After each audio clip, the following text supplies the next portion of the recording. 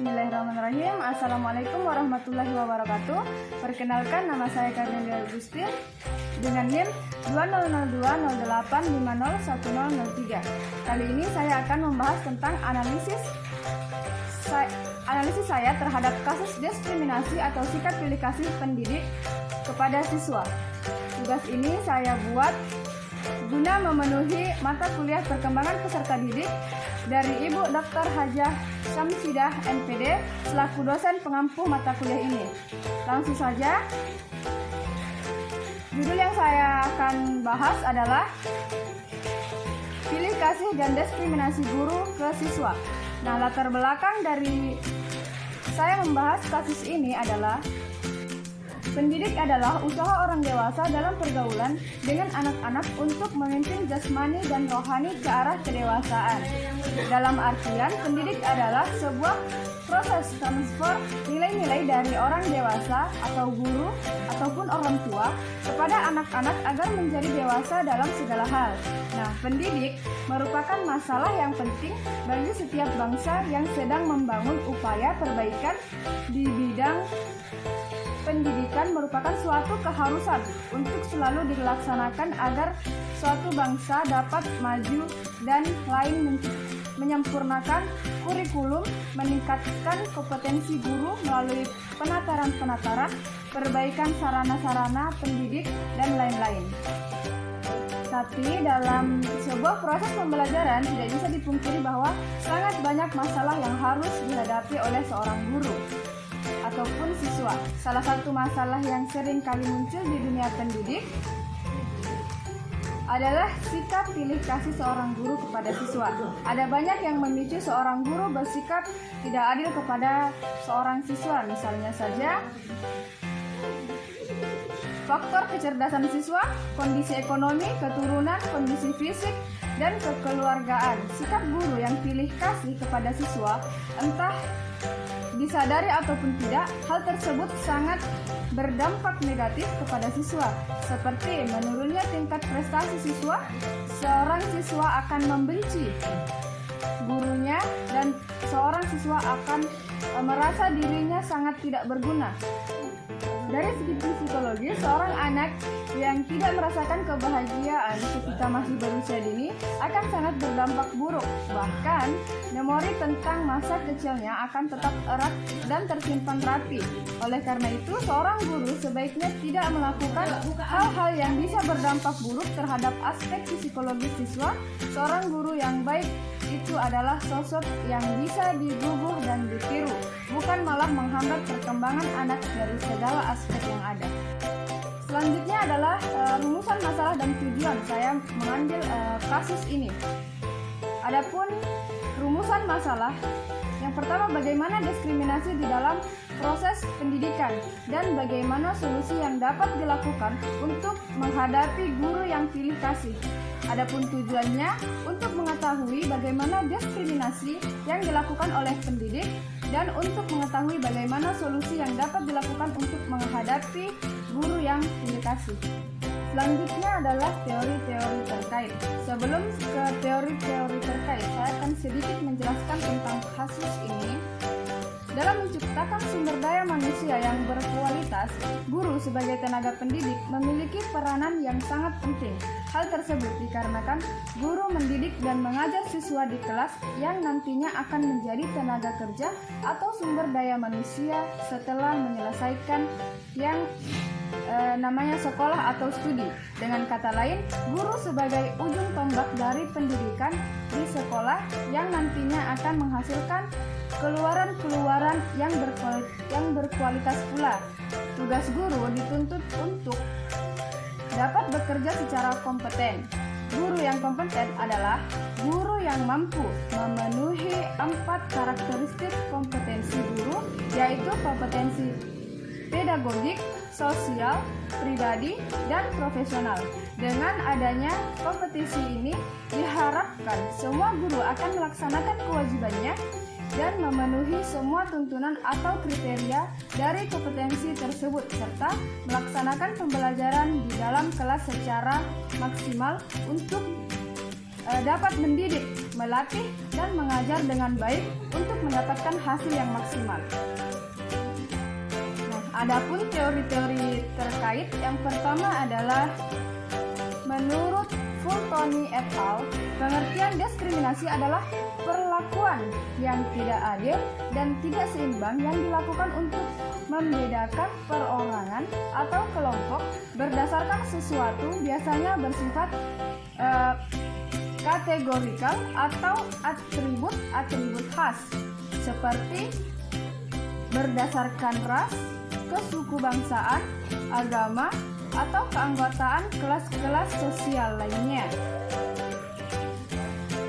dan berisi tentang tuntunan agar orang memperlakukan sesama sesuai dengan hak dan kewajibannya. Perlakuan tersebut tidak pandang bulu atau pilih kasih, melainkan semua orang diperlakukan sama sesuai dengan hak dan kewajibannya. Yang kedua adalah Undang-Undang Nomor 14 Pasal 20C yang berbunyi, guru berkewajiban bertindak objektif dan tidak diskriminatif atas dasar pertimbangan jenis kelamin, agama, suku, ras, dan kondisi fisik tertentu atau latar belakang keluarga dan status sosial ekonomi peserta didik dalam proses pembelajaran. Seorang guru yang baik adalah guru yang berkompeten dan tidak bersikap subjektif ketika melaksanakan pembelajaran. Hal ini sesuai dengan pasal undang-undang yang telah saya jelaskan tadi.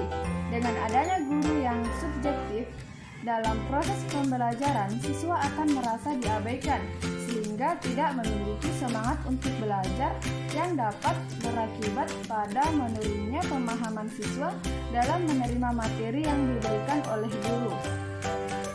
Guru yang inovatif tentunya memiliki cara atau strategi agar siswa-siswinya dapat paham dengan materi yang disampaikan, tidak hanya semata-mata telah melakukan kewajiban mengajar saja. Akan tetapi, dalam proses pembelajaran sebaiknya guru tidak monoton dalam memberikan materi, karena hal tersebut dapat mempengaruhi pola pikir siswa yang mengikuti pembelajaran. Saat pembelajaran dilaksanakan secara monoton, tidak bervariasi, siswa akan merasakan bosan, kemudian malas untuk menerima materi yang disampaikan. Guru harus menggunakan metode yang tepat dan bervariasi agar siswa tidak merasa bosan ketika proses pembelajaran berlangsung. Yang ketiga adalah sesuai dengan Undang-Undang Nomor 14 tentang Guru dan Dosen, Bab 3 Pasal 7B yang berbunyi, memiliki komitmen untuk meningkatkan mutu pendidikan, keimanan, ketakwaan, dan akhlak mulia. Menjadi seorang guru haruslah memiliki karakteristik yang disenangi oleh peserta didik. Menurut Kunandar 2007, karakteristik guru yang disenangi oleh siswa adalah guru yang demokratis, suka bekerja sama, baik hati, sabar, adil, konsisten, bersifat terbuka, suka menolong, ramah tamah, suka humor, memiliki bermacam-macam ragam minat, menguasai bahan pelajaran, fleksibel, dan menaruh minat yang baik kepada siswa. Akan tetapi, tidak semua guru dapat memenuhi semua karakteristik tersebut. Menjadi seorang guru harus memiliki prinsip sesuai dengan Undang-Undang Nomor 14 tentang Guru dan Dosen Bab 3 Pasal 7B yang telah saya jelaskan tadi.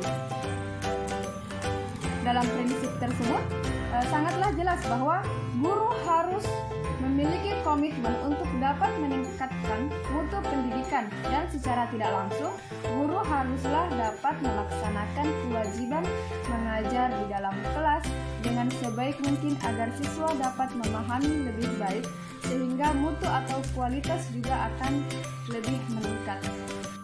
Selanjutnya adalah estimasi solusi. Yang pertama adalah percaya diri. Jangan merasa minder meskipun gurumu condong mendukung murid yang dia sukai. Ini kesempatan kamu untuk menunjukkan potensimu. Buktikan pada semua orang bahwa tanpa dukungan seorang guru, yang suka pilih kasih pun, kamu bisa memberikan yang terbaik dan bahkan bisa lebih dari murid yang disukai gurumu itu. Bersaing dengan sehat dan jangan memusuhi teman yang disukai gurumu tersebut. Yang kedua adalah jika gurumu pilih kasih untuk alasan yang positif, semisal karena temanmu sangat pintar, kamu bisa mengambil pelajaran positif dari hal tersebut. Gurumu menyukai salah satu temanmu karena dia pintar. Kamu bisa belajar dari temanmu yang pintar itu agar bukan hanya bisa dikasihi oleh guru, tetapi juga tingkat kecerdasanmu jadi bertambah. Yang ketiga adalah skakmat guru yang suka pilih kasih. Ini harus dengan catatan kalau gurumu pilih kasih karena unsur sara. Ini hanya perumpamaan. Semoga kalian tidak menghadapi hal semacam ini. Tapi kalau fakta buruknya kamu menghadapi atau temanmu yang menghadapi, balas cuitan orang pendidik dengan jawaban-jawaban positif yang bukannya membuat beliau marah, tetapi justru membuat beliau berpikir bahwa apa yang dikatakannya tidak baik dan tidak pantas dengan titelnya yang menendang seorang guru. Kemudian introspeksi diri. Bila bukan karena hal sensitif semisal sara, guru lebih menyukai salah satu murid, kamu harus lebih rendah hati dan mengintrospeksi diri. Jadikan itu semua tantangan buat kalian untuk bisa lebih rajin, lebih aktif di kelas, dan lebih berprestasi.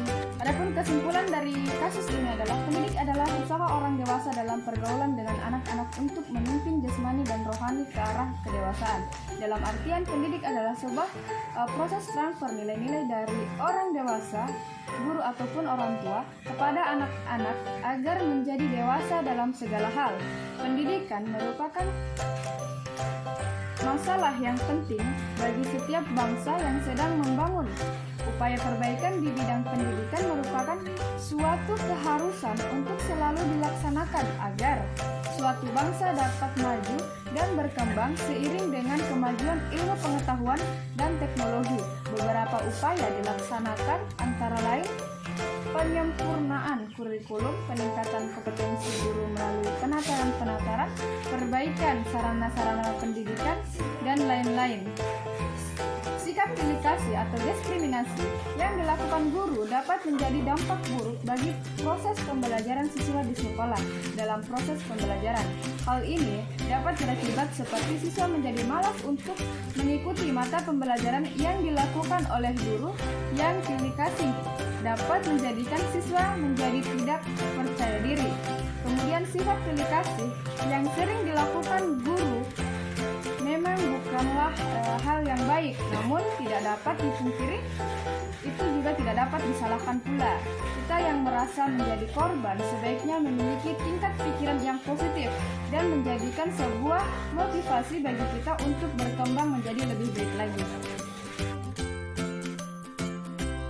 Mungkin itu saja penjelasan dari saya mengenai kasus diskriminasi dan pilih kasih dari pendidik ke siswa. Saya ucapkan terima kasih. Wassalamualaikum warahmatullahi wabarakatuh.